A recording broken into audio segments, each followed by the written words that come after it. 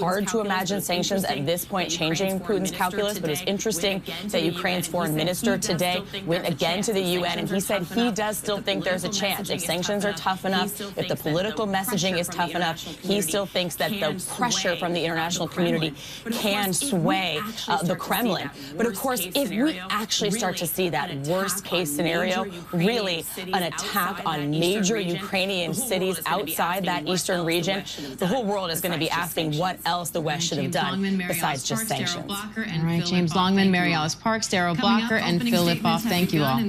Coming up, opening statements have begun in the trial of the only police officer charged in relation to the police raid that ended with Breonna Taylor's death. More on what to expect in court today after the break.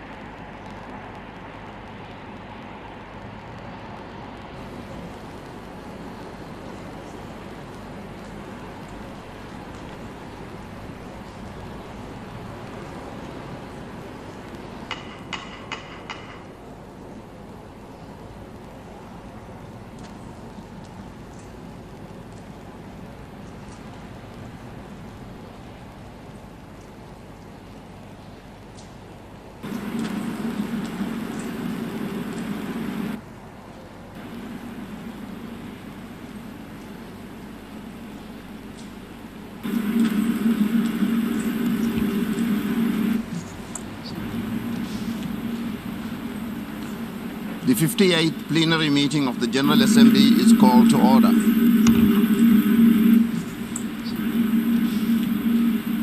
Before proceeding further, I would like to remind members of the General Assembly measures that are in place for this meeting. All delegates are required to wear a mask or a face covering at all times while also public space in the General Assembly hall, except when directly addressing the meeting. The size of the delegation for member states, observer states, and the European Union should not exceed 4 persons, and for other observers, 1 person in the hall.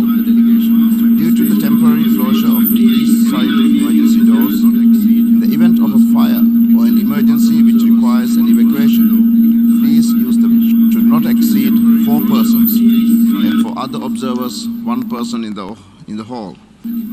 Due to the temporary closure of the east side emergency doors, in the event of a fire or an emergency which requires an evacuation, please use the west side emergency doors and the stairway next to the elevator banks.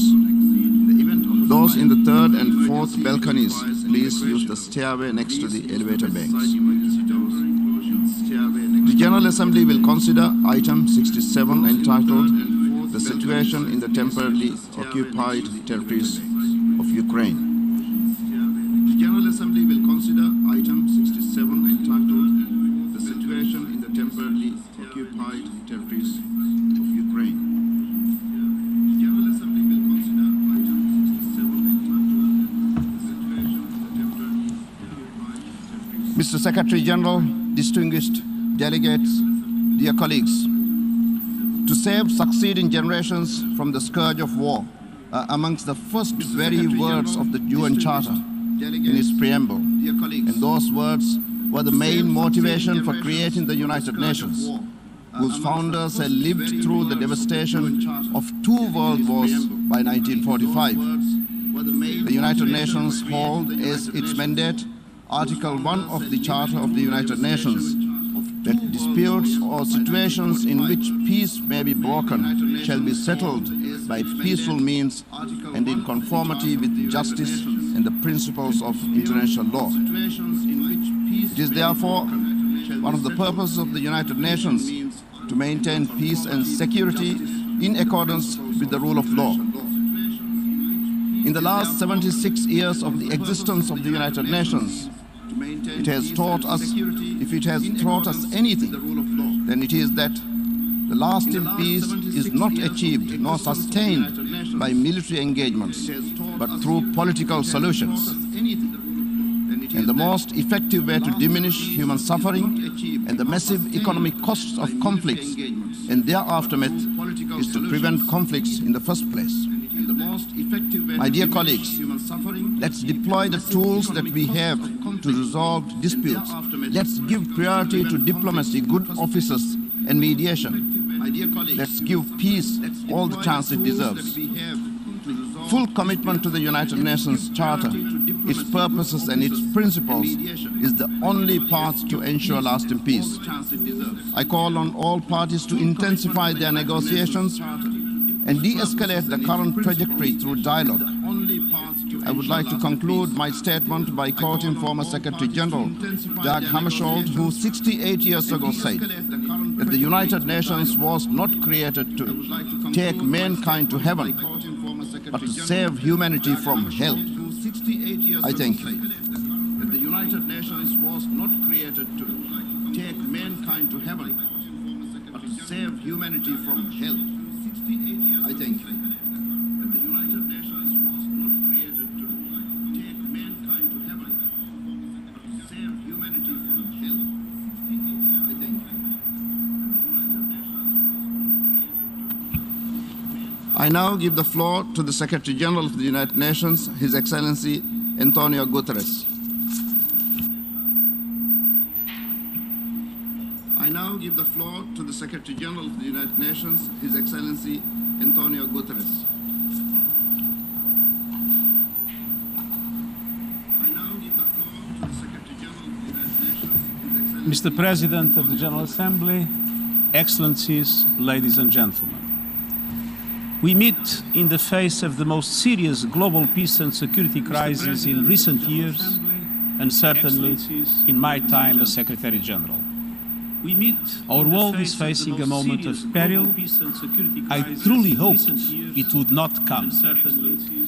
The latest developments regarding Ukraine are a cause of grave concern, and they include reports of increased ceasefire violations across the contact line and the real risk of further escalation on the ground.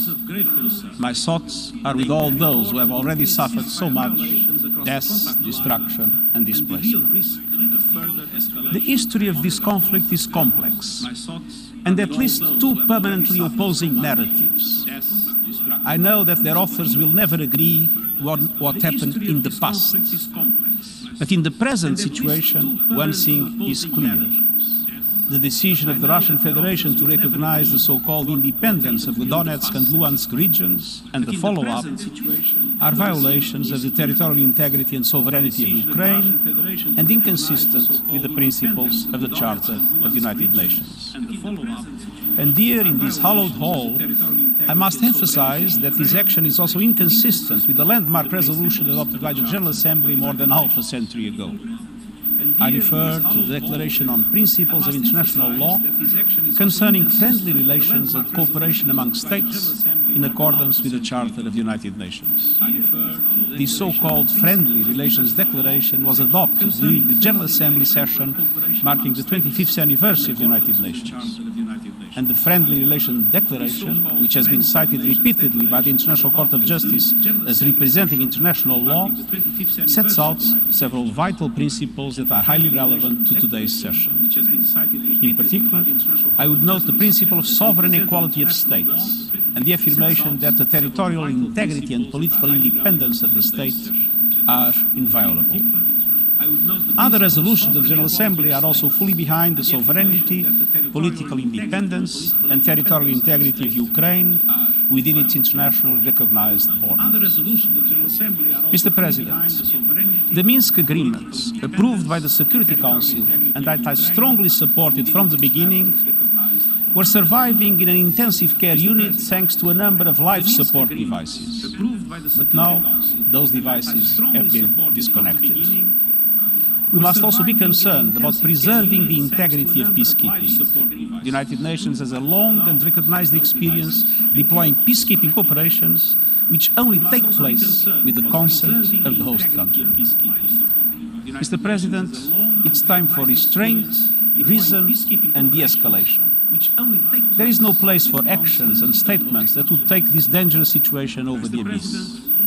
It's time to establish a ceasefire and return to the path of dialogue and negotiations to save the people in Ukraine and beyond from the scourge of war. I urge all parties to make full use of Article 33 of the Charter and its diverse instruments of pacific settlement of disputes. Mr. President, the United Nations system is continuing to support the people in Ukraine through our human rights and humanitarian work. Our human rights monitoring mission has 7 offices throughout the country on both sides of the contact line, documenting civilian casualties, monitoring freedom of movement, and reporting on allegations of human rights violations. Our humanitarian operations are independent of whoever might control the territory where people are living. Even before this latest escalation, 2 million people in Ukraine needed humanitarian assistance. And since the start of 2022 alone, we and our partners have delivered 140 metric tons of life-saving aid across the contact line. Here again, our actions are based entirely on humanitarian principles endorsed by the General Assembly. United Nations humanitarian assistance is guided by 4 humanitarian principles: humanity, neutrality, impartiality, and independence. And these priorities are central to establishing and maintaining access to affected people, including those in the context of an armed conflict. The General Assembly has repeatedly underscored the importance of promoting and respecting these principles within the framework of humanitarian assistance.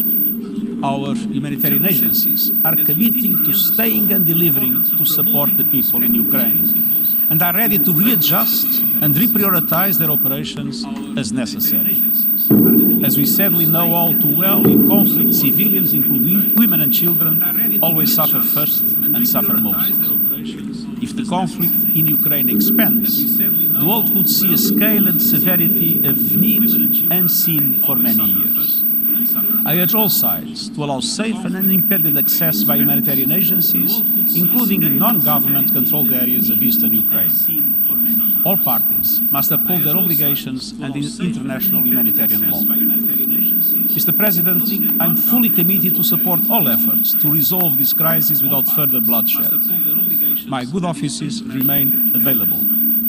We cannot and will not relent in the search for a peaceful solution. Thank you. My good offices remain available. We cannot and will not relent in the search for a peaceful solution. Thank you. My good offices remain available. We cannot. I thank the Secretary General for his statement.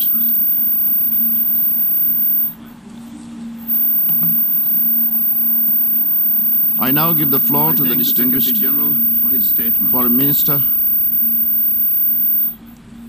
His Excellency Dmytro Kuleba, Minister for Foreign Affairs of Ukraine. Foreign Minister, His Excellency Dmytro Kuleba, Minister for Foreign Secretary Affairs General, of Ukraine. I'm grateful for your leadership in this main policy-making and representative organ of the United Nations. Mr. President, you have chosen the word hope as a motto for your presidency. The same feeling currently dominates the mindsets of Ukrainians and people around the globe. Hope for peace. Hope for common sense to prevail. Hope for diplomacy to ease tensions. However, today we need much more than hope. We need swift, concrete and resolute actions. A new type of actions by the United Nations and international community which is relevant to the level of the threat we all, not just Ukraine, face today because of Russia's aggressive course. The people of Ukraine need these actions by Ukraine's strategic partners and international community. We are at a critical juncture in world history, and our actions today define it for decades to come. We all read history books. We all watched movies about the mistake politicians made in the run-up to 1914 and 1939, about the feats of our grandparents, and the catastrophic price at which a revanchist evil in Europe was defeated. There is no more important task today than to to not repeat the mistakes of the past. I do believe in the power of the free world. And 4 farm tractors just went by the screen on the lower right. Looks like they're going out of town there. And yes, I am in agreement, or I guess they are in agreement with me. Tonight is the night that Russia will move forward. This is what I've been saying for months. This is what I've been called everything but a white man for. And if you want to get more news that we're not putting out on this platform because we can't, go to the link at the top of the chat, sign up there, VIP or above, get our private news network, get into our video conferences that we have, get all of the other news that we can't put here right now. Now joint ability to avert a new devastating catastrophe in Europe that no nation will be able to sit out. This is why today I address you on behalf of over 40 million of Ukrainians who wish to live peace and prosperity, not in fear, intimidation, not under Russian fire, bombs and shelling. We are currently at the middle of the largest security crisis in Europe since the Second World War. This crisis was created and is being escalated by one side unilaterally, by the Russian Federation. Russia's accusations of Ukraine are absurd. Ukraine has never threatened or attacked anyone. Ukraine has never planned and does not plan any such action. Ukraine has never planned and does not plan any military offensive in the Donbas. Neither any provocations or acts of sabotage. It is ultimately absurd to suggest that Ukraine could have prepared for anything like this and waited for months until Russia amassed an enormous military force along our borders to proceed with such alleged plans. This absurdity defies basic logic. Not less absurd are accusations of Ukraine escalating by acquiring defensive weapons from its partners. The only, I want to stress it, the only reason for Ukraine to boost its defenses is Russia's ongoing and planned military and political actions. Russia's actions and statements are outrageous, horrific, and go far beyond threatening Ukraine. In fact, in his address this week, Russian President Vladimir Putin overtly denied Ukraine's right to exist. Anyway, anyone who might think I exaggerate as the Ukrainian foreign minister should just watch this horrifying speech. It is with a heavy heart that we all need to admit the grim reality of a new aggressive and revanchist rule rising over Europe. That the General Assembly debates the situation in the temporarily occupied territories of Ukraine. However, this is the first time we debate the situation in the new reality, the recognition of 2 territories of Ukraine by Russia. And the backdrop of our discussion today is much more dangerous as Russia attacked the very fundamental principles of international peace and security, the pillars of the United Nations, and, as I mentioned, the very existence of the Ukrainian state, a founding member of the United Nations. Ukraine, that signed the UN Charter in San Francisco in 1945 and made the principle enshrined in Article 2 of the Charter a cornerstone of its foreign policy. A state that voluntarily gave up its nuclear arsenal under the security assurances of nuclear powers.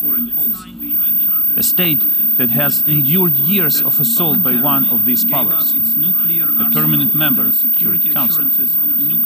2 days ago, on February 21st, the Russian president recognized so-called independence of the temporarily occupied parts of the Donetsk and Lugansk regions of Ukraine and ordered the deployment of the Russian armed forces in these areas.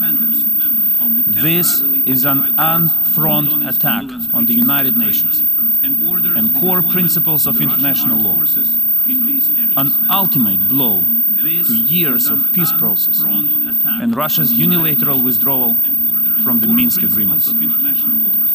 What is happening right now in eastern Ukraine, where Russian tanks are rolling in, and along the Ukrainian borders, where Russian forces are amassed in enormous quantities, must be a concern for everyone, for all of you. I warn every nation in this distinguished chamber, no one will be able to sit out this crisis if President Putin decides that he can move forward with his aggression against Ukraine. Your governments and your people will face painful consequences together with our government and our people. This is why we need to use this last chance for action and stop Russia where it is. It is clear that President Putin will not stop by himself. Distinguished representatives, the beginning of a large-scale war in Ukraine will be the end of the world order as we know it. If Russia does not get a severe, swift and decisive response now, this will mean a total bankruptcy of the international security system and international institutions which are tasked with maintaining the global security order. This is a grim scenario which will throw us back to the darkest times of the 20th century. Russia will not stop at Ukraine. If a permanent member of the UN Security Council succeeds in breaking literally all rules, other actors will be inspired by him and follow his pattern. What he tries to do now is to prove that the United Nations are weak, indecisive, and unable to defend their core principles. That rules do not apply to him, to Russia, to Putin. What role for the United Nations does Russia see? A new League of Nations. We must deny Russia what it wants. I graduated from the university with a degree in international law and strong belief in multilateralism. Many years after practicing diplomacy, I still do believe in both. Rules containing aggression and the power of our collective and firm action. If the United Nations make a pivot right now to become a strong and proactive player, which is not afraid of resolute actions and using all of its might and powers, I am confident that Russia will stop. In this context, I welcome yesterday's statement by the United Nations Secretary General, which is truly different in tone. We need decisive actions of the same kind to follow these right words. Russia shows signs of readiness to further escalate its aggression against Ukraine, and we have limited time to stop, deter, and contain it. Every hour of inaction now is a threat to the lives of Ukrainians. Not only military, but also civilians, including women and children. This is an escalating threat to our collective global security and to our freedom. Ukraine expects decisive, immediate, and proportional actions by the international community. The United Nations is the organization that has to demonstrate leadership, not just condemnations. Concrete actions to stop the Russian machine of war without stepping into a bloody conflict with many thousands of casualties, devastation, and suffering. I do not want this. Ukraine doesn't want this. Aggressive plans. Ukraine believes in diplomacy. We see no alternative to peaceful solutions by political and diplomatic means. There is still an opportunity for diplomacy to say its word, even as Russia continues its escalation and provocations. For months, Russia pretended to pursue diplomacy while bringing more and more troops to our borders and in the temporarily occupied territories of Ukraine. Now this number stands at least at 150,000. Under the OSCE Vienna document on confidence and security building measures, such actions fall under the qualification of unusual military activities that would require explanation. However, Russia has persistently refused to provide it. Instead, it proceeded with threats. Russia has literally stuffed the Black Sea and the Sea of Azov with at least 46 military vessels. It routinely closes large parts of the seas under the pretext of holding naval exercises. In practice, it amounts almost to a blockade of Ukrainian seaports.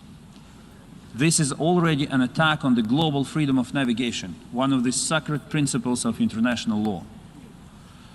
Russia's propaganda machine is in full swing. It desperately tries to create a pretext for further aggression against Ukraine. We resolutely reject all Russian insinuations about any alleged Ukrainian offensive military operations in Donbas. We do not hold or plan any such actions.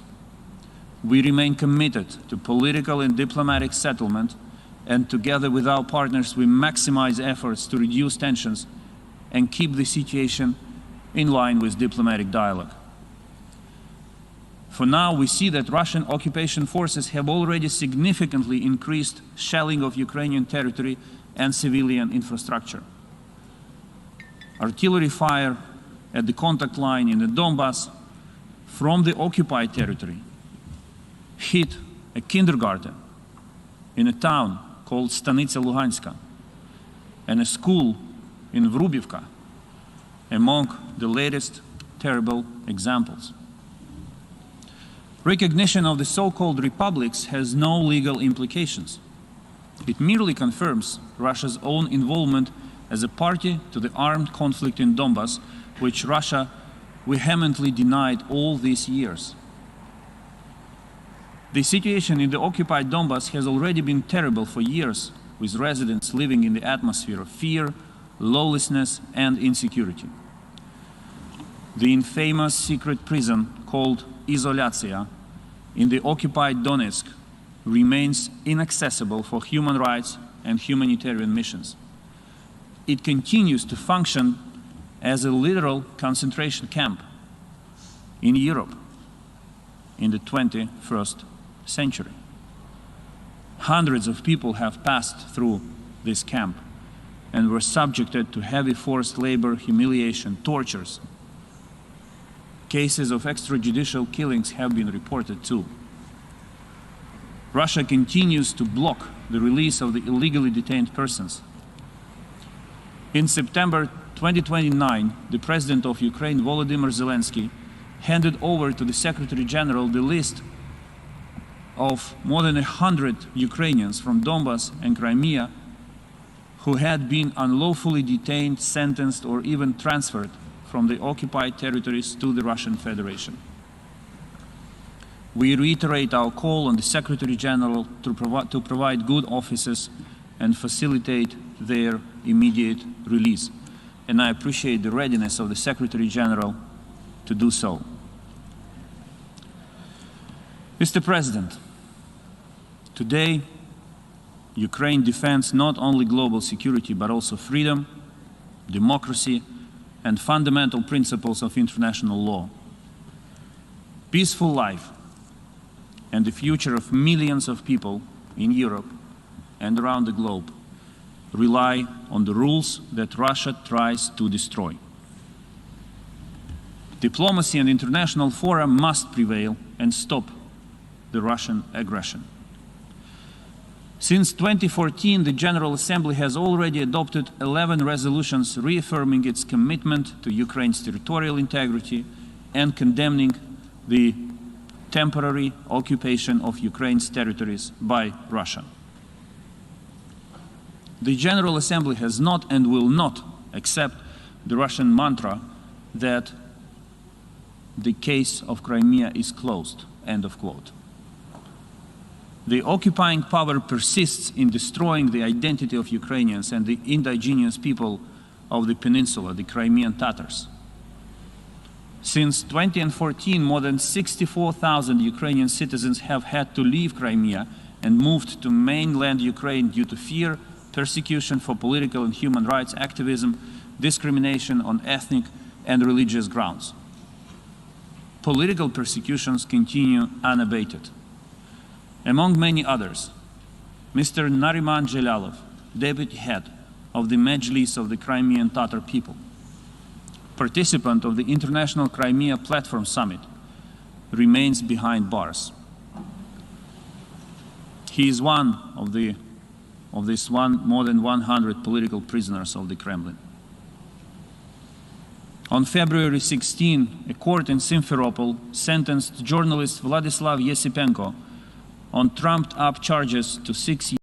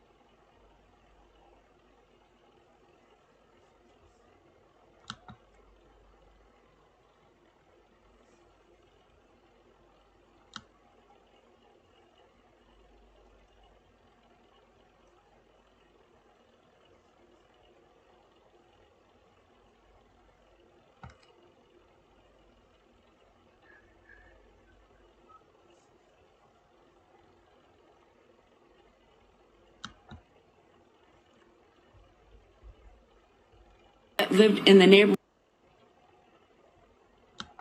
hearing my son's cry for his life to come, because the police were too busy to help him, obviously. They had guns in all the other teenagers' faces and to them, while my son was trapped in the vehicle.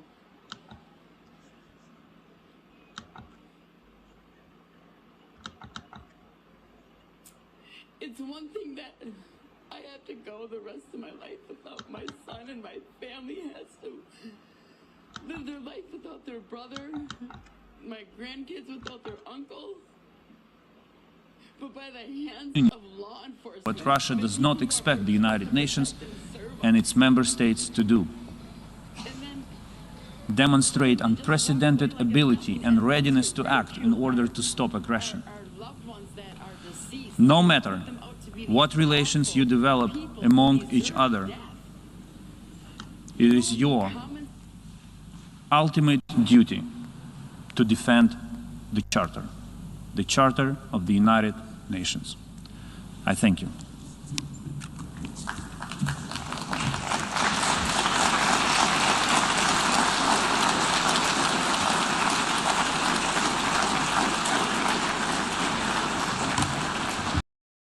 All right, so just to give you guys a heads up here in real time what's going on.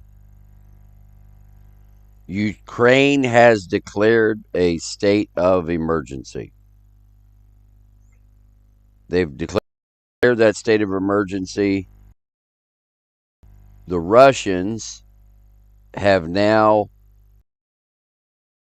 closed off the border,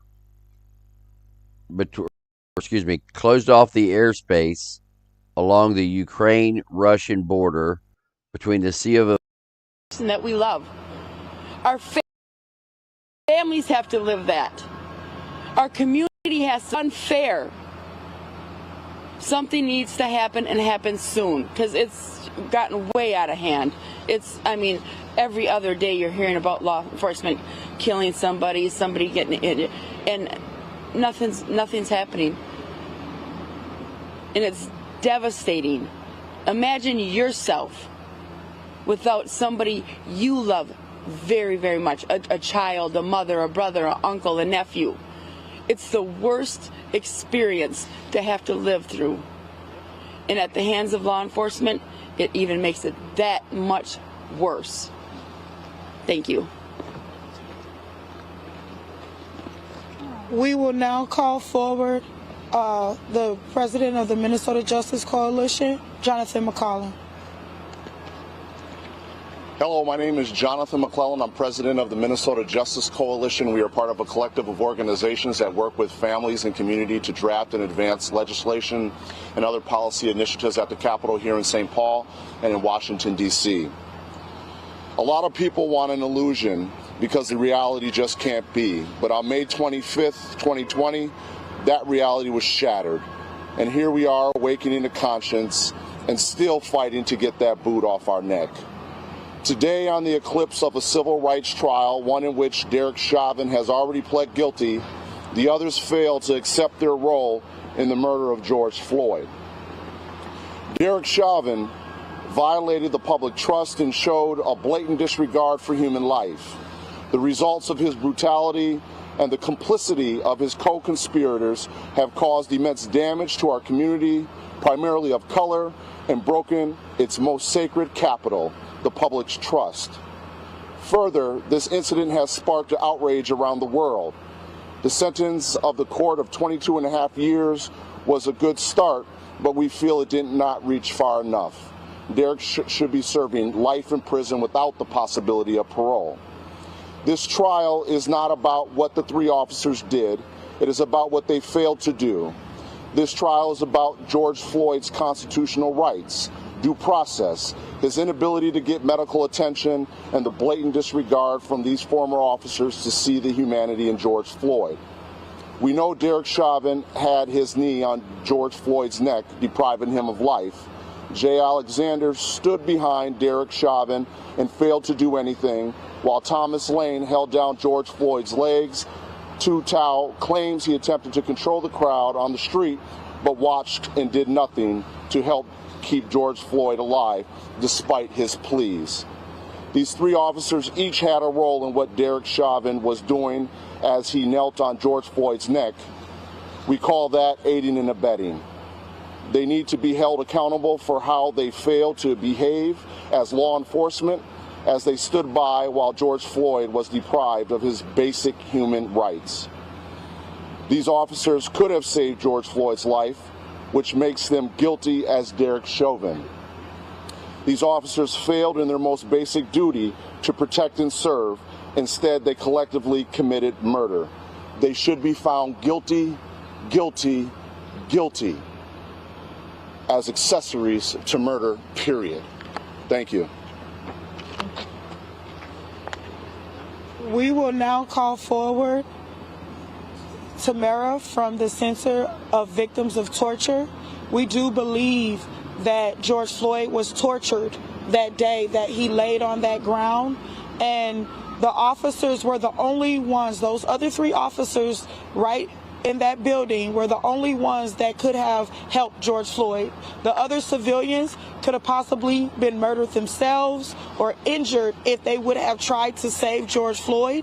So the only ones that had enough authority to try to at least tap Derek Chauvin on the shoulders and say, come on, man, get off of him. Those were the three officers that refused to do that day. No one seen them stop to say, hey, could you get off of him to try to at least save his life. So we believe that George Floyd was simply tortured along with the rest of our loved ones. Justin Tigan was tortured when they threw him in the dumpster and beat him to death. Hardell Sherrill was tortured when they let him die on the ground. So we have this group that have joined forces with our families and with our group. We will now call for Tamara. Thank you. Hello, everybody. Good afternoon. My name is Tamara Hill. I'm here on behalf of the Center for Victims of Torture, where I serve as a policy advocate. At CVT, we provide direct services, healing, and advocacy on behalf of those that have been tortured internationally or here in the United States. So our principles of healing and our fight against torture also serves our families in the Twin Cities and Greater Minnesota. I'm here today to support these families and support any family in the Twin Cities that has lost a family member or a loved one to police violence, who has had their life stolen from them and their life turned upside down. At CVT, we focus on advocating for these issues and supporting these families and asking the legal system to hold up to when it calls itself a justice system. If the criminal legal system wants to call itself a justice system, it has to hold to the strongest values of what justice are, which include accountability. And on behalf of CUT and these families, we're asking for accountability today and for justice to be upheld for people who have had their lives stolen from them. Thank you. Are there any questions? Thanks a lot, you guys. Thanks, everybody. Thank you. You didn't tell them about the wall. Okay, so there you have it. As jury deliberations are underway into this trial, it's been highly sought after, and we'll be following it every single step of the way. We want to move back out to, though, a shooting investigation at a Houston McDonald's here. We have the latest for you coming up after the break, as police just gave reporters a briefing there, live, raw, and unfiltered. That's what we do. Also taking you through every development in Kyiv, as there are updates coming from the Security Council. We'll be bringing that to you live here in the next hour or so. Also, expert analysis on the military buildup underway. A lot of details coming in at this hour. We'll see you back here in 2 minutes.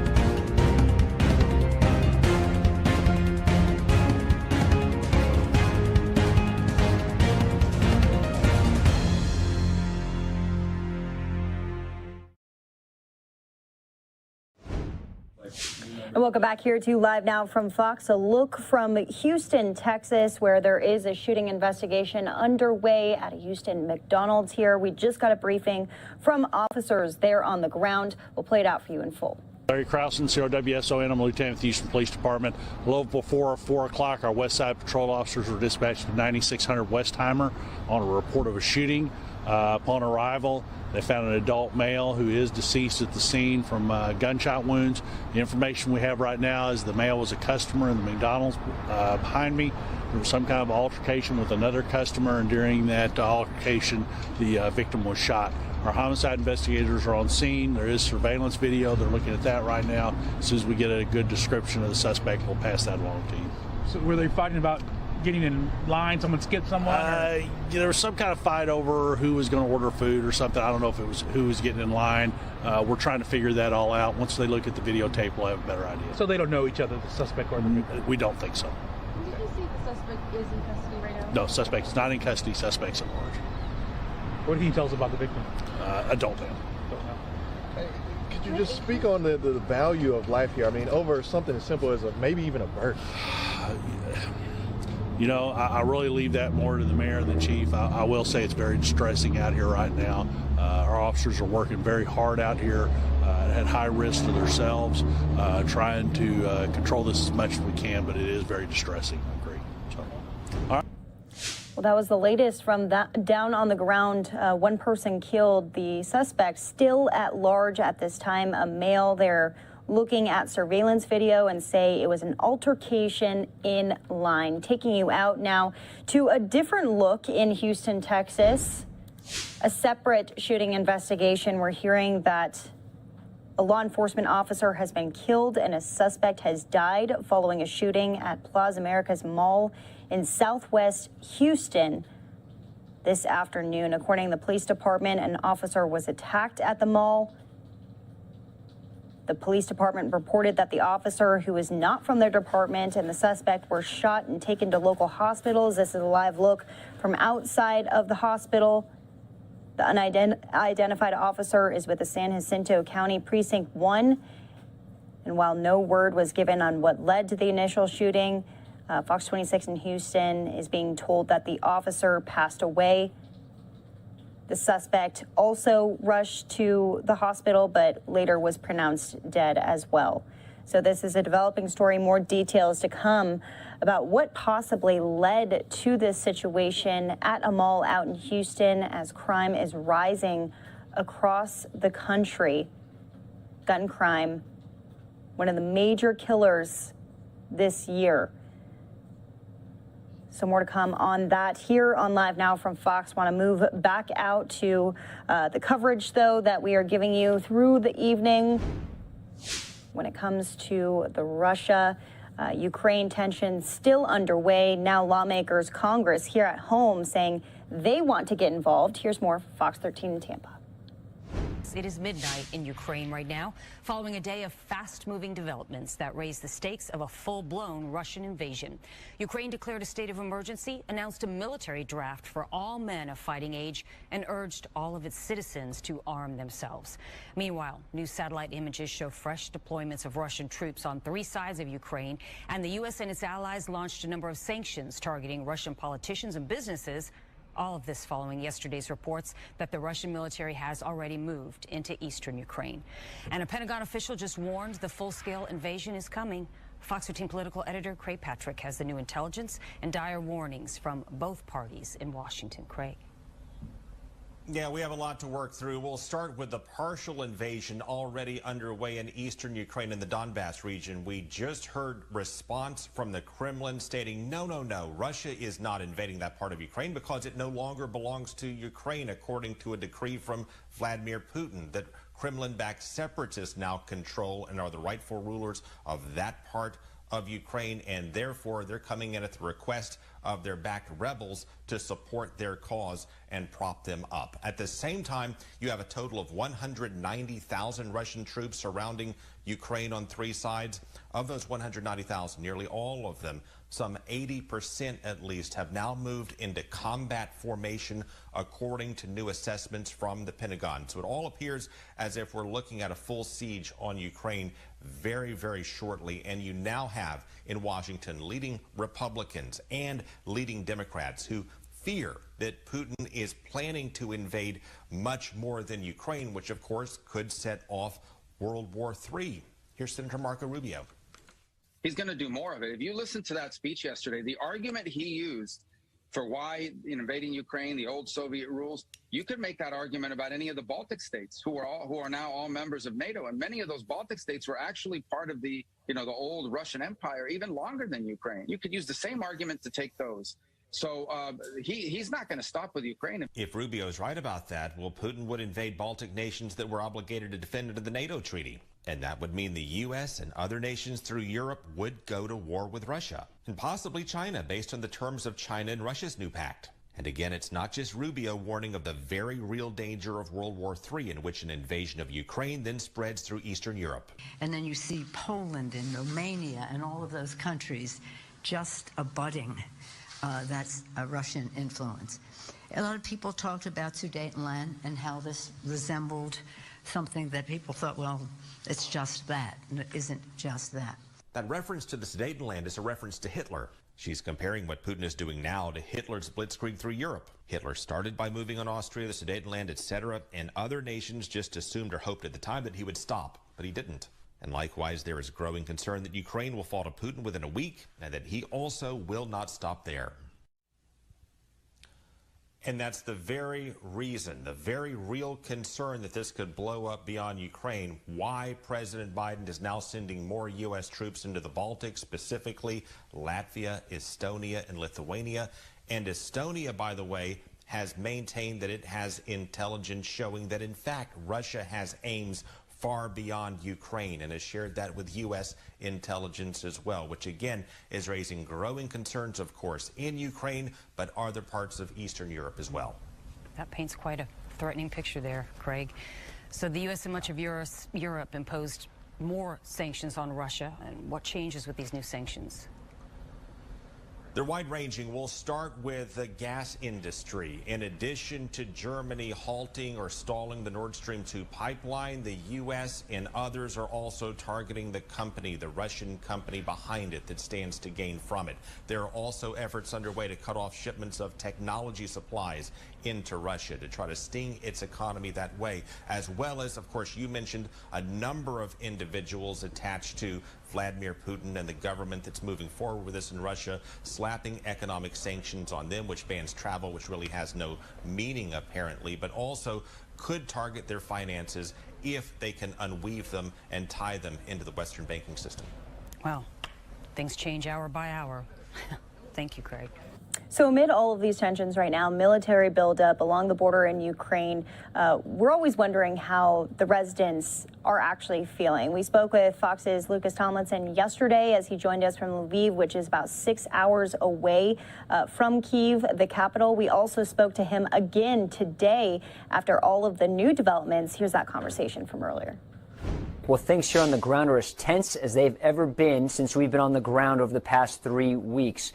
Now, U.S. officials are saying Russia has all the forces they need on the border to launch a large-scale invasion at a moment's notice. So things here are very tense, particularly back in Washington at the Pentagon, where they're seeing this, some 150,000 Russian soldiers. Now, U.S. intelligence sources that I've been speaking to say this could be a three-pronged attack from the east, from those separatist-controlled areas that Putin has now claimed as part of Russia. And tonight is claiming that he needs to go protect ethnic Russians, and some of those breakaway provinces are requesting Russian help. Also north from Crimea. Remember those satellite pictures that we've been looking at that have dozens of helicopter gunships in Crimea? Those helicopters could be flying north. And also east from Moldova, believe it or not. There's another separatist area there, too, Transnistria. We don't talk about it a whole lot. I'm not sending everybody scrambling for a map, but that's where things could also be going. Bottom line is, officials I'm talking to are looking to the east of the major river that bisects Ukraine in two, Mike. And Lucas, when we saw those new satellite images of the Russians making their own hospital areas, that was startling for many people, including the United Nations, when they were speaking about it earlier today, too. That's right. And that field hospital I think you're referring to is only 12 miles from the border. It's pretty concerning. Why would Russia put a field hospital in the middle of the woods? For one reason, because they're expecting to take casualties. Now, Mike, the Russians aren't going to come into Ukraine on a Ural pass. They're coming in on T-72, Tu-80 tanks, helicopter gunships, Iskander short-range ballistic missiles, Su-35 flankers. I mean, they've got, over half their whole army is on the border. It's upwards of 75% of the entire Russian army. They deployed troops over 5,000 miles away from near the Sea of Japan. Remember, Russia's 11 time zones, Mike. So some of these forces have traveled a long ways. Some of them, the southern military district is not too far. It borders Ukraine. But especially this city called Belgorod, they're seeing a lot of armor built up. We've seen on social, we've seen on TikTok. Here's the thing, though. A lot of officials I'm talking to are actually scratching their heads. They thought Ukraine would go dark, that the Russians would put out some kind of electronic warfare tactics, and also on social. They think they would have blocked social media because a lot of these Russian troops are, of course, texting their girlfriends, and they're hoping they're, not giving away state secrets. But these are all concerns that, people have in the ground. But bottom line is we are now in a launch window in the next 4 or 5 hours. Obviously, as you can see behind me, it's well after dark. And, typically that's when forces attack. The Russians, they have their own night vision goggles. They can operate at night. They can operate in the mud. And believe it or not, they have their own GPS system. They don't use our constellation, that little blue dot on your iPhone. That's not what the Russians use. They have their own. And some people think it's not totally accurate. So hopefully they know where this hotel is.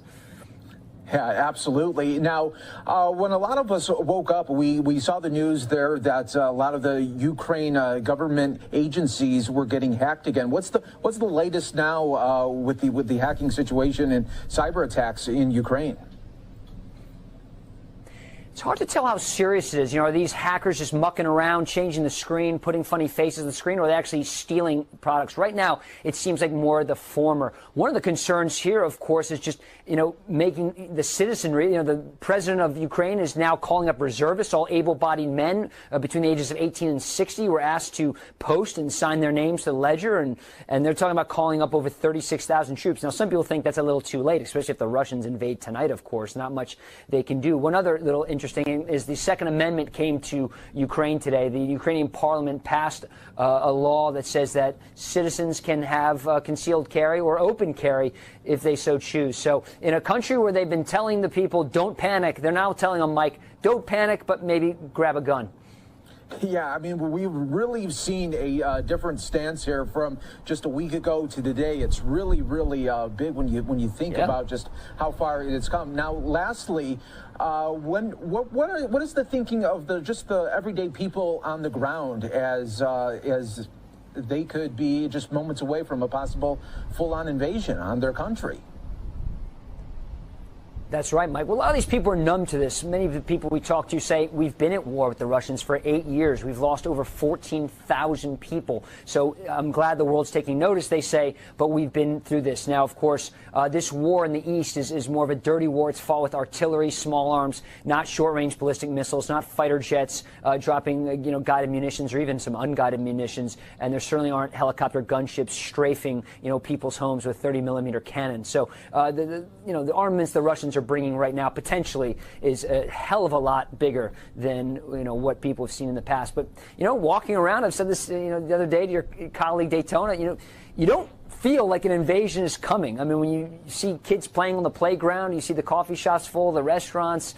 I spoke to a few people today, and they're a little bit worried. That's why I've said there's more tense than they've been, but at the same time, I think most people are just hoping for the best, and also realizing that what can the Ukrainians do? While they have, an army, they don't have U.S. THAAD, anti-ballistic missile systems. They don't have Patriot surface-to-air missile systems. If the Russians start to, fly jets over the country, they can't shoot them down. They can't shoot down incoming ballistic missiles. And so I think the whole don't panic is, frankly, just the only card they have to play. Absolutely. And, well, we're hoping that they're not getting any help from the U.S. forces.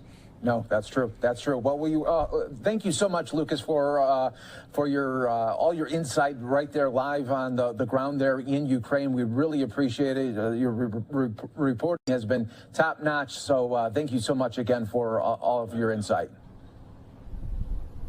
You bet, Mike. Great to join you.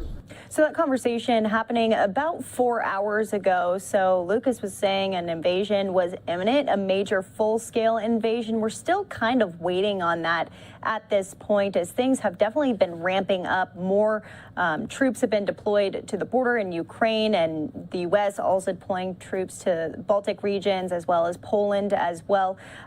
So we spoke with an expert about that, about the situation, the military buildup, and what escalations would look like, what a timeline would look like, and we'll be playing that out for you a little bit later here. But I am going to take a quick commercial break.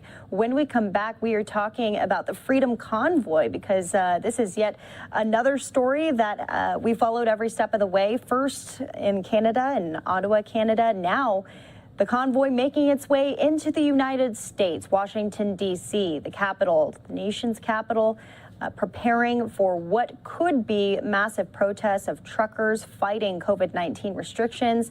And it's also making its way to the California area. We have a report from Fox 11 Los Angeles. It's one that you don't want to miss. That's coming up after the break.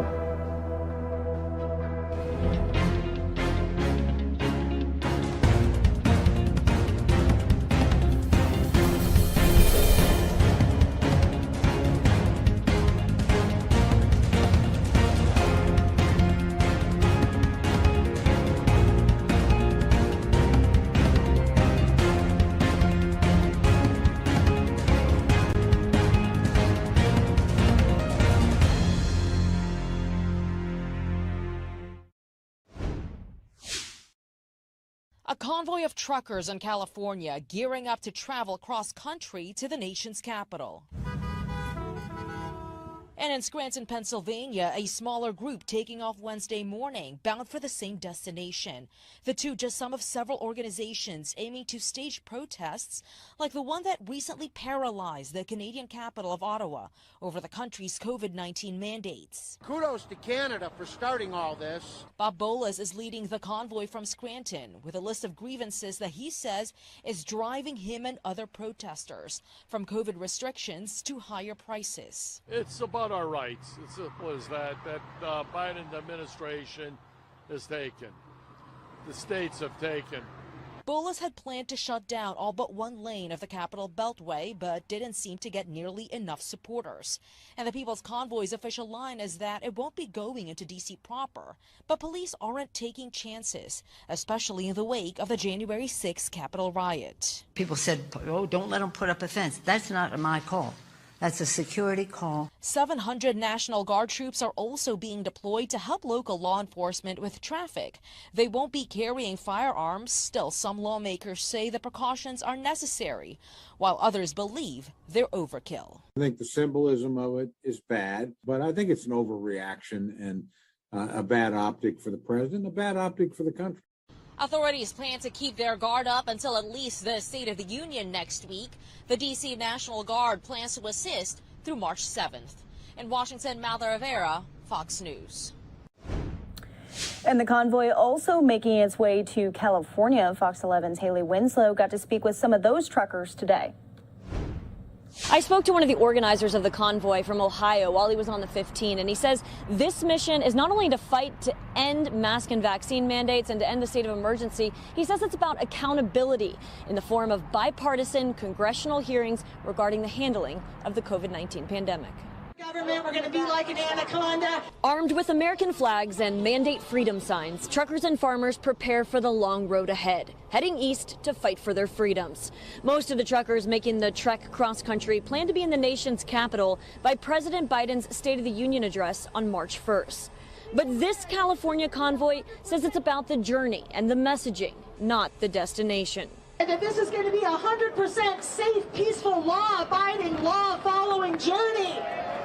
Every single trek bed. The People's Convoy stood in unity, patriotic music playing at a rally outside Adelanto Stadium east of Victorville, following Canada's footsteps. It has given us more strength of understanding what the Canadian truckers have been going through and the Canadian people as a whole. We need to be brought together again for our freedoms and to get rid of the mandates, so we may be able to go ahead and continue life as free people. My wife can't even get an operation because she cannot take a vaccine. They won't let her in and get an operation. The People's Convoy is traveling the 15 to Vegas, through Arizona to New Mexico, then Texas and onward. It's all about our freedoms, you know, and we're just trying to organize people to be part of it. It's going to turn out to be pretty big. I heard at one point there's supposed to be 1,000 leaving from here, but by the time it gets to D.C., it's going to be, I'm hoping and praying, much bigger, much bigger. And it's not going to be just trucks. It's going to be pickups and cars and vans and motorhomes, and it's more than just us truck drivers. I mean, you see all the people out here. I just hope everybody will join us and that we can get our message heard. Press Secretary John Kirby has said that the Department of Defense has approved 700 National Guard troops and 50 of their vehicles to support D.C. police when the trucks arrive and if things get out of hand. Reporting in San Bernardino, I'm Haley Winslow, Fox 11 News. So it seemed like pretty decent weather behind Haley Winslow for that report, but more than 50 million Americans are under winter weather alerts. Another major storm is making its way from the central U.S. to the northeast. Fox Weather's Hunter Davis brings us this report. It's been a week of turbulent weather across the U.S. Here in Oklahoma, freezing rain and sleet began falling this morning as a winter storm makes its way from Texas to New England. Some areas are bracing for 24 hours or more of wintry precipitation. At times, ice could be heavy enough to knock down trees and cause power outages. Throw out a little salt, see if that helped. It did a little bit, but it's really tough out here. The winter weather also causing problems in the skies. Hundreds of flights in and out of Dallas-Fort Worth were canceled today, while around 500 have already been canceled for Thursday. Some people left town early to avoid any disruptions. I called, sat on hold for a long time. They called me back about an hour and a half later and got me on an earlier flight. I feel good as long as I get out of here right now. Meanwhile, parts of the upper Midwest are digging out after another storm dropped near record snow early this week. And the region is getting no relief. Temperatures have dropped to single digits and wind chills are as low as minus 50 degrees in some areas. Transportation officials say the bitter cold is impacting cleanup efforts. Our materials like salt and brine, they're not going to work as well. It's just going to take some time for materials to really do their thing. Forecasters say the storm should exit off the Atlantic coast Friday night. In Tulsa, Oklahoma, Hunter Davis, Fox Weather. Thank you so much. And we'll be tracking all of your weather conditions here on Live Now. We're also going to be tracking all of your breaking news as we brought to you a little bit earlier here on the stream. One person dead inside of a Houston McDonald's after an altercation in line. The suspect on the loose right now. They have not brought anyone into custody at this time. Also in Houston, outside of a hospital, An officer-involved shooting. One officer shot and killed. The suspect also dead at this time, confirmed. We haven't had an official press conference, but this all happened at a Houston mall as well. But the podium is set up as we are expecting a press conference at any time here. And then, of course, we are tracking all of the latest developments when it comes to Russia-Ukraine tensions, as there is an emergency UN Security Council meeting scheduled for 9:30 Eastern time. So we are 1 hour out from that exactly. And Fox's Trey Yingst has been tracking this from the Capitol. You'll hear exactly what he's been seeing from down on the ground after this break.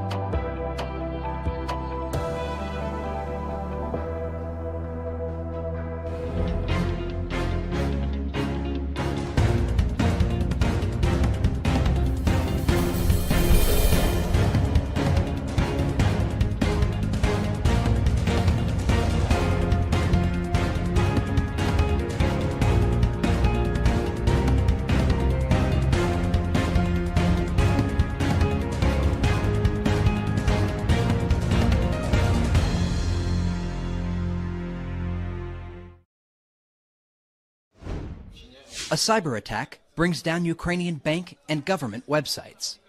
Shortly after, a bomb threat is called into the country's parliament. Analysts say Russia's hybrid conflict is underway as Ukraine braces for war. It's only me and our army who will be aware of these clear steps that our army will take to ensure defense capacity and security of our country. And believe me, we are ready for everything. Ukrainian President Volodymyr Zelensky called for a state of emergency this afternoon. The Ukrainian parliament approved the request, sending the country into a heightened state of readiness, allowing for increased document checks by police, banning mass gatherings, and giving officials the option to implement a curfew. Ukrainian lawmakers also voted today to allow for civilians to carry firearms. I support the territorial defense. I am even considering joining them, even though I'm not that young anymore. If needed, I will join them. I'm going to stay in Kiev. This is our land, our country. Satellite images released overnight show more Russian troops staging within miles of the Ukrainian border, as reports indicate an offensive is imminent. Already, the Ukrainian army is getting hit hard by Russian-backed separatists who now have the Russian military in their territory for support. At least one Ukrainian soldier was killed today and 6 others wounded amid continued shellings. If the conflict expands in the coming hours or days, experts say there could be 50,000 Ukrainian civilian casualties. The population remains united amid this possibility. And tonight, the Ukrainian foreign minister is requesting an urgent UN Security Council meeting. In Kiev, Trey Yingst, Fox News. And when we get a podium set up for that shot, we'll be taking the meeting live for you from beginning to end, as we always do, live, raw, and unfiltered. Well, we heard from the Pentagon today, Press Secretary John Kirby being pretty precise about deploying troops to defend NATO allies in the Baltics and Poland as well. That's on a temporary basis. Want to play out just a small portion of the briefing from earlier. There's nothing. There's no expectation at this time, Sylvia, that we're going to move to more permanent basing on NATO's eastern flank. What we're talking about now are short-term, temporary, rotational redeployments, if you will. As for your first question, whether there's, I assume what you're asking is, are we going to send more troops from the United States to NATO's eastern flank? And I have no such announcements or movements to speak of today. But as I have said repeatedly, we're going to keep all options on the table. I'm not going to rule out that the Secretary might want to consider that should there be a need. We're looking at this day by day. And just yesterday, as you saw, we did reposition inside Europe. And there are lots of options available to us to continue to look for ways to reinforce that eastern flank. So again, that was Kirby from a little bit earlier. We brought on an expert to talk about the military buildup. Here's that. Kirby saying they are taking this day by day, and we know that very well here as we've been bringing you all of the updates. I want to bring in foreign policy expert Michael Santo. Michael, thanks for joining us here on the show. You're welcome. Okay, so first response to John Kirby and those developments on military buildup from the U.S. Well, there's a serious Russian threat, and we have to protect our NATO allies. We made a loose agreement with the Russians that we wouldn't keep permanent forces, so we've tended to rotate. But the Russians really are violating the spirit of our agreements that we made under Gorbachev, because the spirit was that the Russians would end their police state and end their occupation that had once extended over virtually all of Eastern Europe. So they're kind of twisting and saying, oh, NATO's expanding, but we barely even have forces. So we have to defend our NATO allies. We're rotating just so we can say it's not permanent, but if the Russian threat becomes semi-permanent, those forces will certainly evolve into a semi-permanent force as well. So when would we start to know that, if it needs to be more permanent? What's the timeline on all of this? I think we're close to that point now. I mean, because they're saying a massive invasion of Ukraine is imminent. So we're expecting, unfortunately, tragically, to see massive invasion of Ukraine unfold over the next week, maybe next few days. Putin opportunistically took advantage of the protests in Belarus, a neighboring dictatorship, also former Soviet republic, in 2020 to effectively seize control of that. So from that position in Belarus, that greatly amplified is a threat, not only to Ukraine, but our NATO allies of Lithuania and Poland. So the situation's evolving where the Russian threat is already far more serious. So I think that we're just trying to leave some more room for diplomacy. I think it's evolving into a permanent presence because we're starting to trip all over ourselves to be able to say it's not permanent. So I think it's evolving into a permanent U.S. presence because we are obligated by treaty to defend those countries. And anything short of a permanent presence is not going to really cut it. Well, we're hearing that Russian forces are staging closer and closer to Ukraine, and our officials saying, quote, they are ready. What does that mean, they are ready? It means that a lot of the units have actually put themselves in positions where they're more exposed to elements, they're in their vehicles in forward fighting capacity, and they can really only, in a way, maintain those type of positions over a few days. So 80% have switched to basically the position they would take right before attacking. And that's something that usually they would only hold for a few days. But they're also trying to throw us off. So they can shift back and forth. But it appears that the bulk of the combat force has shifted into full attack mode, except isn't yet opening fire or going, just openly crossing into all of Ukraine, though, of course, they've sent reinforcements to a part of Ukraine that's been effectively occupied by the Russians for about the last, 7 years. Well, we're taking a look at video from earlier this week, which feels like years ago, of shelling in Ukraine. Well, we're also hearing of a chemical plant in Crimea that was evacuated, and John Kirby being asked about this today, and he said this is just yet again a perfect play into the disinformation playbook of Russia. What have you been hearing about that, and what are your thoughts on those reports?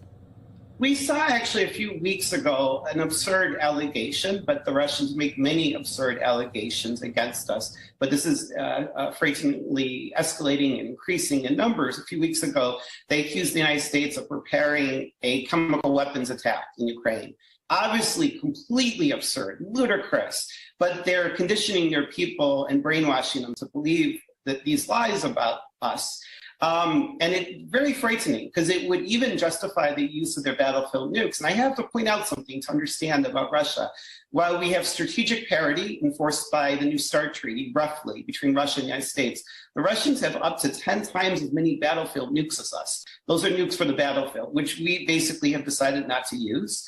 And it's very frightening when they're accusing us of preparing to carry out a WMD attack because they're giving themselves justification for what they have often bragged is their ace in the hole in fighting NATO forces. And it's very scary. And it really gets to the core of what makes Russia a very dangerous military. Not only does it have the world's largest nuclear arsenal, they have built up an enormous advantage in tactical. Those are the non-strategic nukes. And there's just a danger. It's the path they're leading down on. Not necessarily in Ukraine, but the fact that they keep making these nuclear threats is very scary. And their false accusations that we're going to carry out a chemical weapons attack. Obviously, God no, our country would never do that. But they seem to be setting the stage with this. It's extremely dangerous propaganda. I don't think that people should have any illusions about how dangerous this government under Putin is. Right.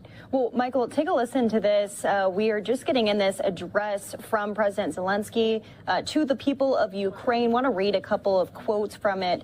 Zelensky saying, "Today I initiated a telephone conversation with the president of the Russian Federation." He says silence, although there should be silence in the Donbass. He said that they're telling you that this flame will liberate the people of Ukraine, but the Ukrainian people are free. They remember their past and are building their future. He said Ukraine on your TV news and the real Ukraine are two totally different countries. Ours is real. What's your response? Well, of course. I mean, Ukraine is a democracy that we've been helping be more democratic. And we tried in the 90s very hard to sponsor democracy and a prosperous capitalist society in Russia, too. And unfortunately, sadly, we failed. Putin, hardcore KGB guy, took over.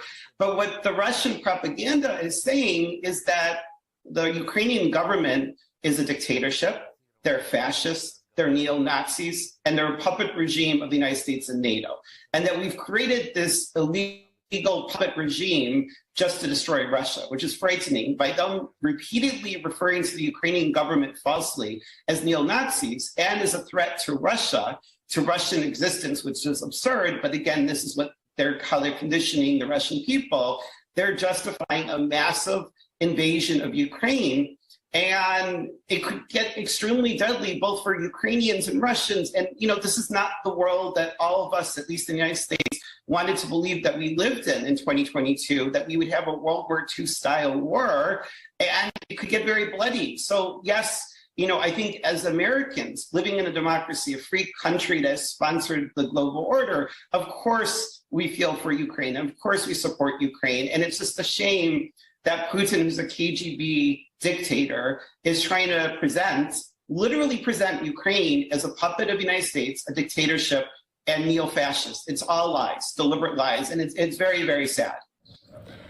Michael, what should we be looking for in the coming days here? What are the next steps when it comes to Putin? It's hard to say, and Kirby even saying today he is the only real one who understands the timeline of all this. But what should we be watching for? I mean, Putin is dangerous and cunning, and he's very resourceful. So he rapidly evolves his plans to throw us off and adapt to changing conditions. The Russians are capable of massive cruise missile attacks. They can be smart or not so smart. Remember the Tomahawks we used in Desert Storm, 1980s technology. Obviously, the Russians have it by now. So they have very good cruise missiles, massive artillery that can be devastating. We've seen in Syria that often the Russian military does not even care about saving civilians. So they use those brutal tactics in Ukraine. Even with their smart technology, they could kill tens of thousands of Ukrainian civilians easily. The Ukrainian military, bolstered by some of our support and anti-tank missiles, could put up a big fight, and that's not a guarantee. You never really know until the bullets fly, obviously, how things will play out, regardless of how Putin plays it. But we're looking at all kinds of, we could see amphibious landings, we could see airborne landings from the Russians, although that's very dangerous for the Russians. We could see a frontal assault. They're moving into the separatist areas, which means that they're gaining Ukrainian territory without even a fight, and they're moving tanks further onto Ukrainian territory. There could be a more limited operation. It could just be airstrikes and cruise missile attacks. So there's a whole spectrum, but it's very, and the Ukrainians, God willing, could put up a very big fight, but it would be very costly, or they could collapse. They're facing easily the second most powerful military in the world. Well, It's all something that we'll be monitoring there, as I know Kyiv has been the main point of focus right now, which that's where we're actually seeing the troop movements, and also the United States being very clear about next steps when it comes to sanctions being imposed, saying they will be severe and swift if Putin continues to escalate. Last thoughts, Michael. It's interesting. I think that one thing that throws off the American viewers is in decades past, we didn't have such widespread access to satellites. So we're seeing this massive buildup by the Russians that they can't hide because of commercial satellites. And based on the lessons of the seizure of Crimea that hit faster than anyone could even do anything, the Biden administration has also chosen the strategy of full transparency. So they're releasing a lot of their intelligence as these preparations on the part of Russia gets more and more serious. So we're watching kind of real time as, the American public, all of us, as these preparations for potentially the worst invasion in Europe since 1945. That's why we're seeing it all in a way that we haven't always seen in past, buildups to war. All right, Michael Santo, thank you so much for joining us here on the show. I think we're going to talk a little bit later to you in the evening, as well as the developments keep coming in here to the newsroom. Thanks so much. You're welcome. And we want to go back out to some of the reporting that we have on President Zelensky as he is addressing the people of Ukraine. He's rejecting Moscow's claim that his country poses a threat to Russia and warns that a looming Russian invasion could cause tens of thousands of deaths. This is a major development in the case here. He made the comments in this video address, which is mostly what we've been getting from him throughout the week. He said the people of Ukraine and the government of Ukraine want peace, but if we come under attack that threatens our freedom and lives of our people, we will fight back. Zelensky says he tried to call Russian President Vladimir Putin late Wednesday, but the Kremlin remained silent. Right, so that was coming in right as we were having that interview. And once again, to reiterate, the Kremlin is saying that rebels in eastern Ukraine have asked Russia for military assistance to help fend off Ukrainian aggression, which we know is not true at this time.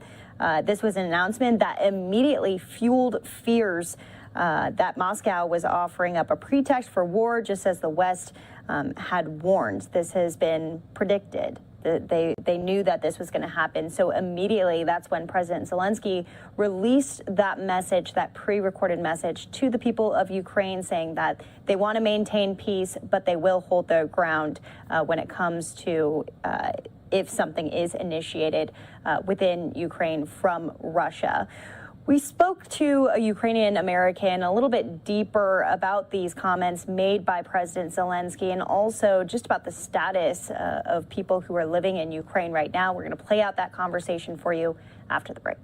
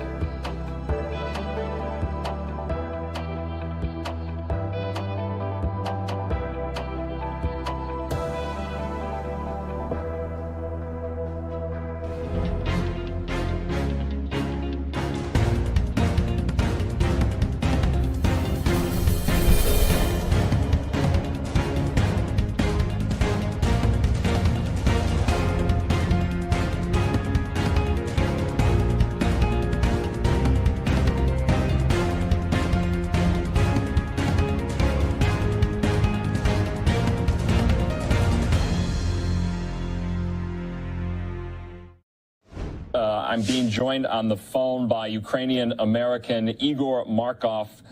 Igor, do you have us? Yes, I'm here. Igor, thanks for being with us. You were watching the speech. You have family and friends in Ukraine watching the speech as well. This was quite a historic set of remarks from Zelensky. He was really addressing Russian citizens over Putin's head. He said that Putin did not take his call to meet. He wanted some type of last-ditch meeting with Putin to avoid the worst. Were your family and friends in Kyiv? I know you have an aunt and uncle there and cousins. Were they watching this, and what did they think of it? Yes, I don't know if they watched for sure. Probably. I haven't talked to them after the speech. I just watched the speech myself. I also know that the state of emergency started in Ukraine, and the airports in the east are closed now. I can tell you what I heard in the speech. 2 minutes of that were in Ukrainian and 9 minutes in Russian. And Igor, you and I spoke just yesterday, and we know now that U.S. officials are saying that a full-scale invasion of the country could happen within 24 to 48 hours.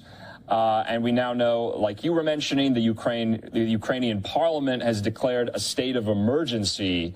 How are you feeling? How is your community there, especially up in the Bay Area? There's over 1 million Ukrainian Americans here nationwide in the United States.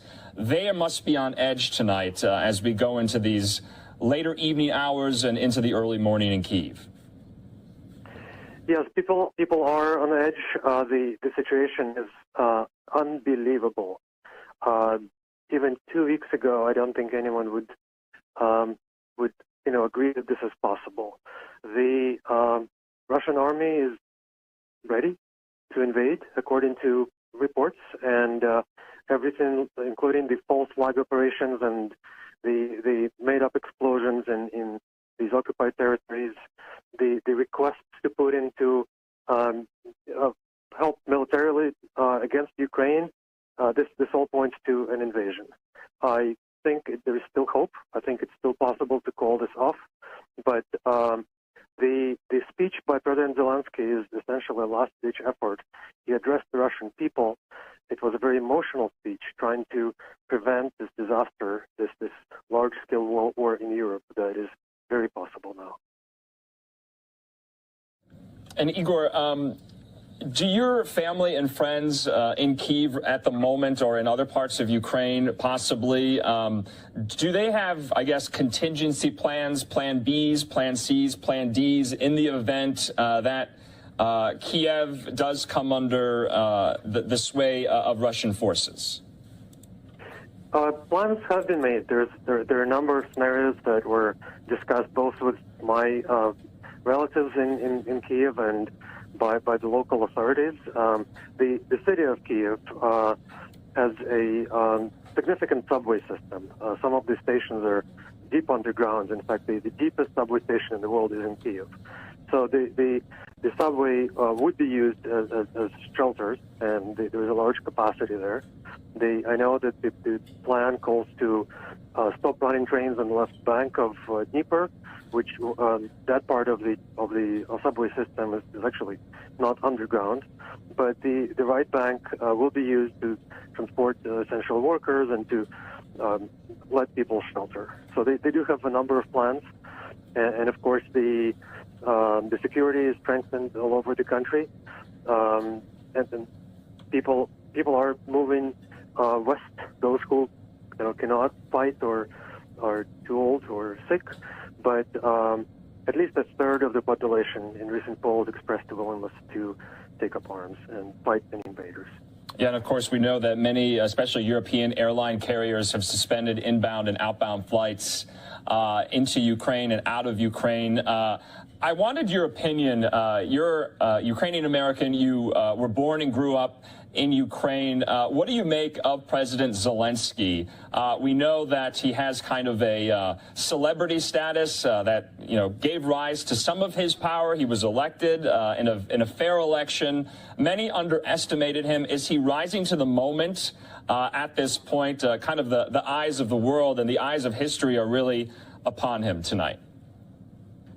Yes, I think this speech in particular was probably one of his strongest speeches. The speech was very emotional, very personal, and his efforts to get help, to get economic aid, to get diplomatic support, to help orchestrate the sanctions against Russia, and his patience, his careful steps. The Ukrainian military restrained. There were no large-scale action by Ukrainian military for quite some time. I haven't seen him make mistakes in this very difficult time. There were some concerns about his lack of experience not too long ago, and his penchant for zingers. He likes to speak in a certain way. Given his background in stand-up comedy, but I think he's learning on the job, and he's growing with the job, and what he's doing right now is impressive. That's right. He is a stand-up comic. He's an entertainer by trade. What he said in the speech, I thought was quite something. He talks about all the times he's spent as an entertainer, especially in the Donbass, that he has friends and family from there. He said, quote, "They told you I'm ordering an attack on Donbass to open fire and bomb indiscriminately, to shoot at whom, to bomb whom." So he's making an urgent, direct plea, not only to Ukrainians, but also especially to Russians and Russian speakers and those who have pro-Russian sympathies who live in these eastern parts, these separatist regions of Luhansk and Donetsk. Right now, what is your gut telling you about an invasion? U.S. officials had said it's coming in just, mere hours, 24 to 48 hours, a full-scale invasion. How worried are you, and do you have still glimmers of optimism? I'm very worried. This could change not only the how Ukraine exists as a country. It can also redraw the maps in Europe and change the world order. I'm not exaggerating. But at the same time, in addition to gut feeling and looking at this emotional, I think it's very important to understand that Putin is trying to accomplish certain things. He made certain demands, and obviously to back up these demands, he needs to make a threat, and this threat needs to look credible.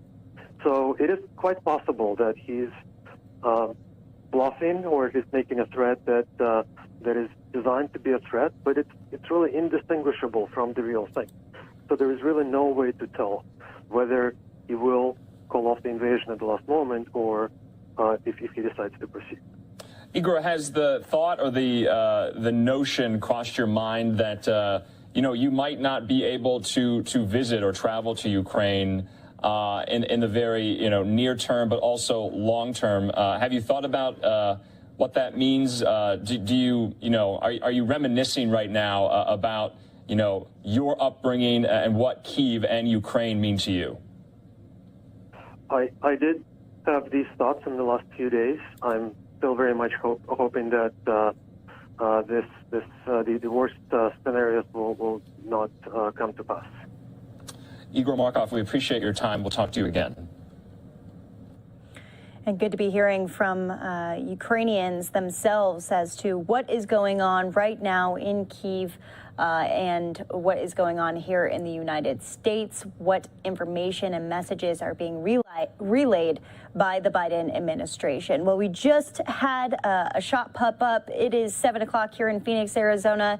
It is 9 o'clock out on the East Coast as an emergency meeting has been called. The UN Security Council going to be convening here in about 30 minutes or so as all eyes are on Putin concerns and fears of a Russian attack continue to grow. An invasion is imminent. I know we've been relaying that message over the past couple of days, but really things escalating within the last few hours here. And we're going to stay with this story leading into that meeting there, as Congress is even coming out saying that they want to help out how they can. Here's the latest from Fox 13 in Tampa. It is midnight in Ukraine right now, following a day of fast-moving developments that raise the stakes of a full-blown Russian invasion. Ukraine declared a state of emergency, announced a military draft for all men of fighting age, and urged all of its citizens to arm themselves.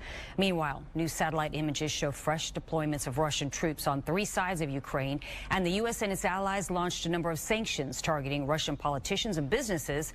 All of this following yesterday's reports that the Russian military has already moved into eastern Ukraine. And a Pentagon official just warned the full-scale invasion is coming. Fox 13 political editor Craig Patrick has the new intelligence and dire warnings from both parties in Washington. Craig.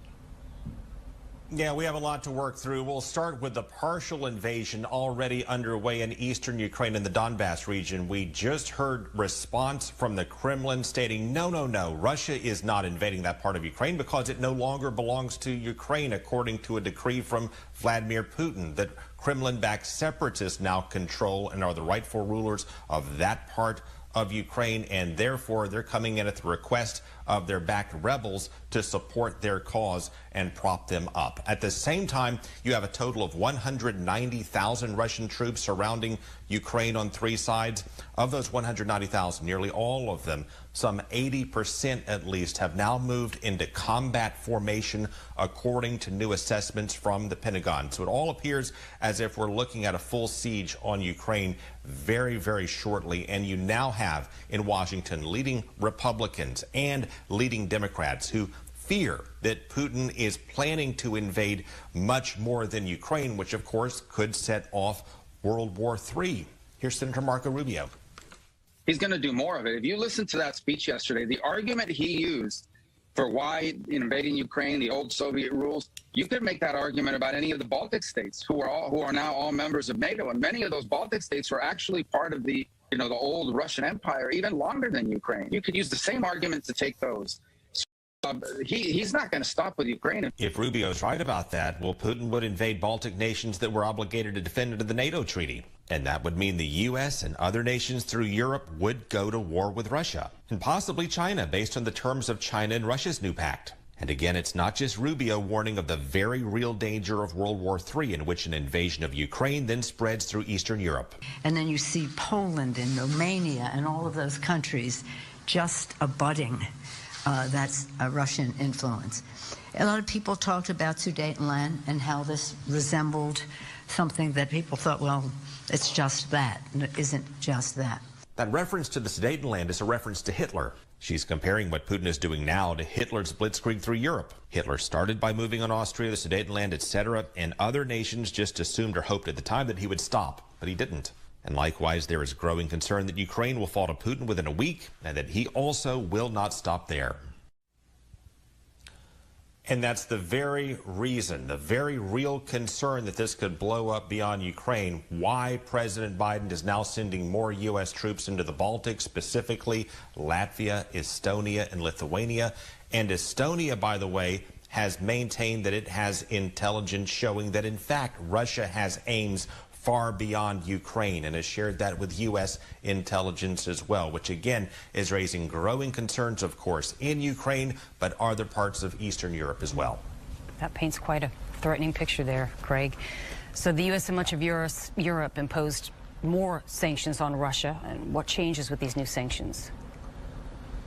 They're wide-ranging. We'll start with the gas industry. In addition to Germany halting or stalling the Nord Stream 2 pipeline, the U.S. and others are also targeting the company, the Russian company behind it that stands to gain from it. There are also efforts underway to cut off shipments of technology supplies into Russia to try to sting its economy that way, as well as, of course, you mentioned a number of individuals attached to Vladimir Putin and the government that's moving forward with this in Russia, slapping economic sanctions on them, which bans travel, which really has no meaning apparently, but also could target their finances if they can unweave them and tie them into the Western banking system. Well, things change hour by hour. Thank you, Craig. Well, that's Fox 13 in Tampa right there. The stage is set for the emergency UN Security Council meeting that has been called. Since in the past hour, there's been some major developments. We showed you this earlier, Ukraine's president making a plea for peace. Speaking in Russian, President Zelensky